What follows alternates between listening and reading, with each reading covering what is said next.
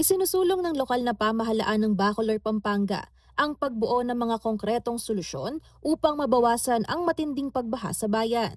Sa isinagawang preparatory meeting nitong Miyerkules, August 19 para sa nakatakdang flood summit, kabilang sa mga tinalakay ang pagpapalabas ng tubig patungong Manila Bay at pag-aalis ng mga sagabal sa waterways upang mapabilis ang pag-agos ng baha. Ayon kay Bacolor Mayor Eduardo D. Mandatu, magkakaroon din ng task force na tututok sa mga hakbang para sa flood mitigation, katuwang ang mga engineer, consultant at concerned agencies ng pamahalaan. Samantala, ayon sa alkalde, nasa mahigit 500 hanggang 600 pamilya sa kanilang bayan ang kasalukuyang nasa evacuation centers, habang patuloy na tumataas ang tubig sa ilang lugar. Hinihiling din ng LGU ang tulong ng provincial at national government para sa pondo at iba pang pangangailangan ng mga apektadong residente.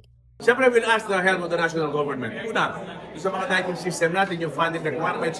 Pangalawa, doon sa pagbukas ng daan ng tubig, papunta ng Manila Bay, nakita po natin, puro fishman ang nandun dahil sa presentation ng UGPO. So makikita po natin talaga, hihingin natin yung tulong ng ating provincial and national government with the DPWH para lumabas po, dandano yung tubig na diretso sa Manila Bay. We will, of course, we will ask a funding requirements. Pati yung police power po, na talagang kailangan matanggal yung mga nakaharang doon sa ating mga daanan ng tubig para matanggal po yan, madali yung flow ng magkumang ng tubig. Hindi lang ang Bacolor naman ang makikinabang dito. Lahat po ng bayan at probinsya natin makakadaan at makakalabas ng tubig. Yan po ay pinag-uusapan ng DPWH, ng munisipyo at ng ating provincial government. Kasama si Raymond Tasoy, Angelica Cara, CLTV 36 News.